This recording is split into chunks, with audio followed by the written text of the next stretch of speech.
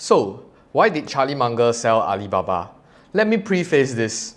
No one knows the real reason except for Munger himself, and maybe his close associates.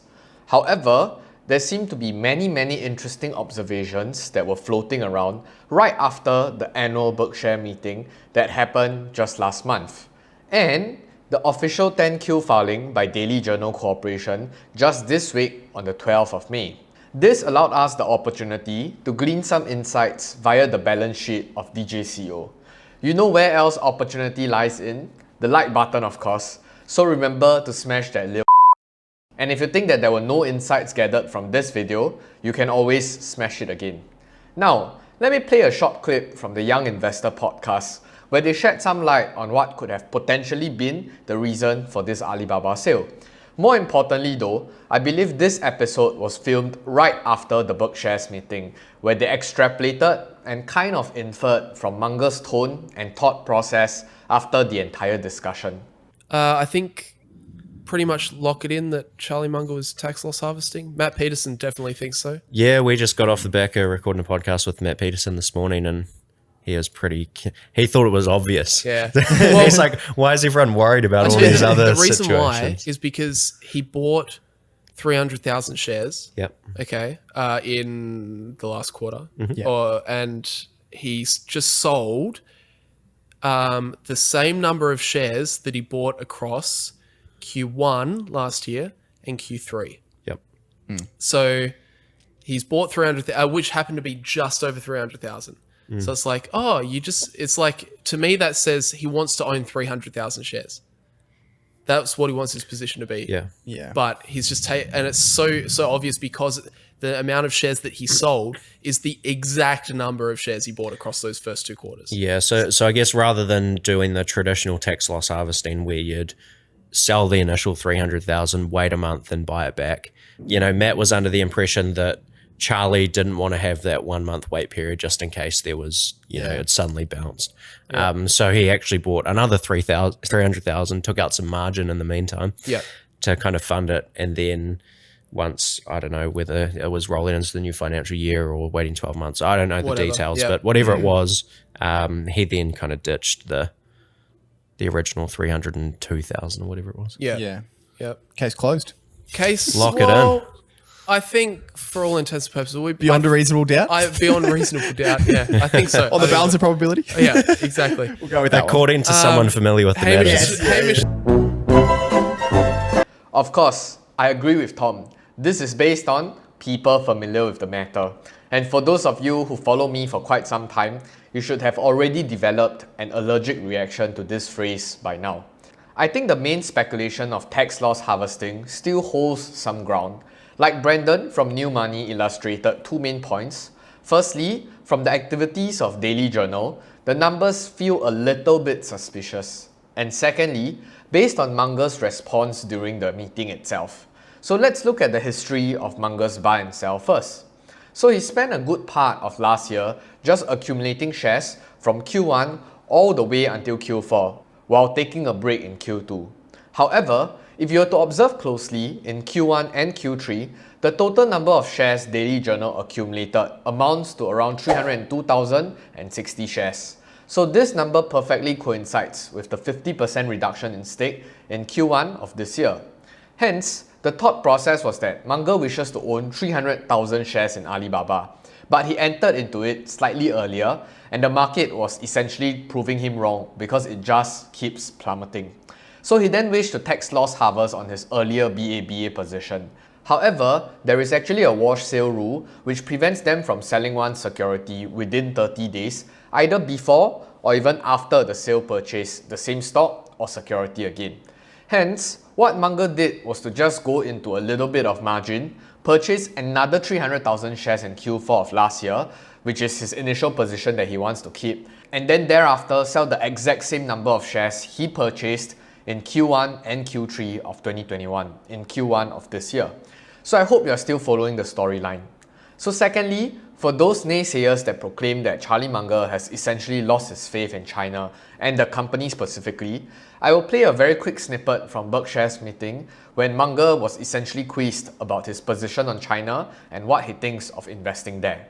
the government of China has worried the investors from the United States who invest in China more in recent months and years than he did in earlier periods. So there's been some tension, and it's affected the prices of some of the Chinese stocks, particularly internet stocks. Just in the last day or two, the Chinese leader has sort of reversed course on that and said he went too far and he's going to pull way back and so on and so on. So we're having some hopeful signs. But yes, there are more difficulties of dealing with the regime in China than there are in the United States.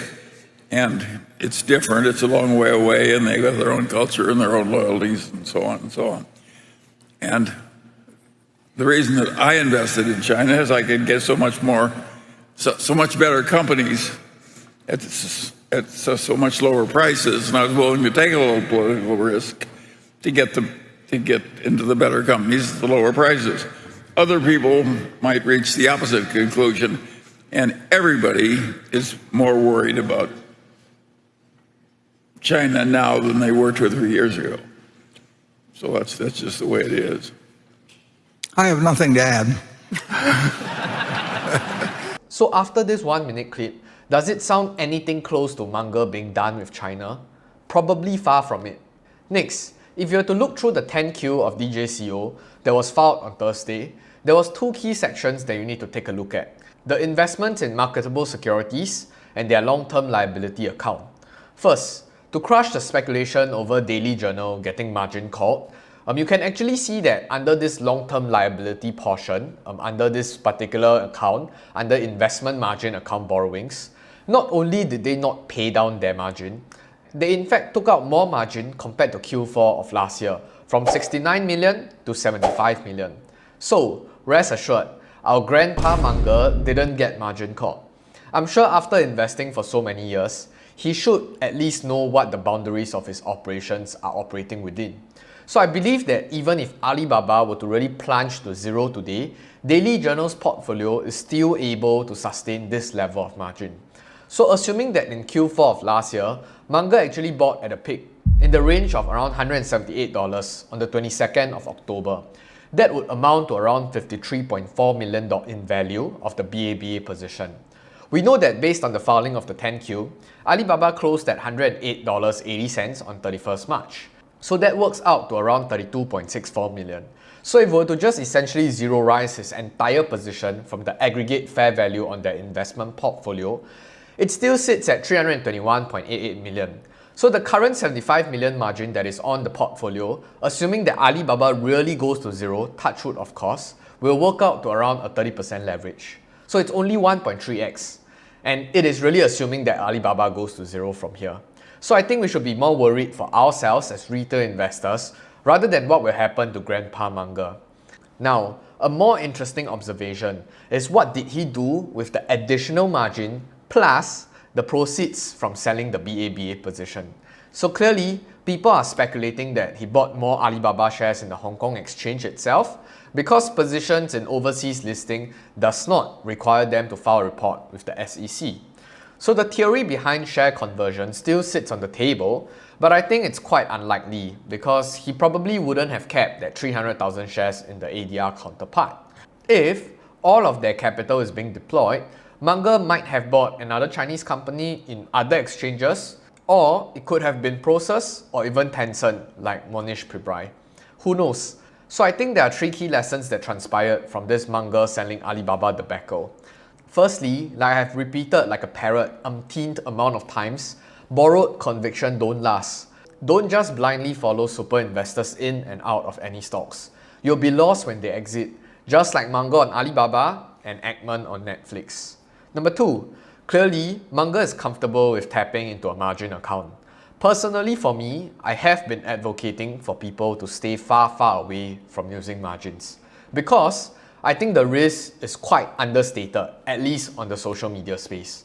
But if you know what you're doing, then knock yourself out. I'm not going to stop you, or who am I to even stop you? Number 3, despite his experience, It does seem like Munger, as a portfolio manager, still sizes his position accordingly, compared to us YouTubers who goes all in every other week, albeit still a very concentrated portfolio, holding only 5 securities currently under daily journal. So with that, I'll see you in the next video, but more importantly, I will see you on the moon. Goodbye!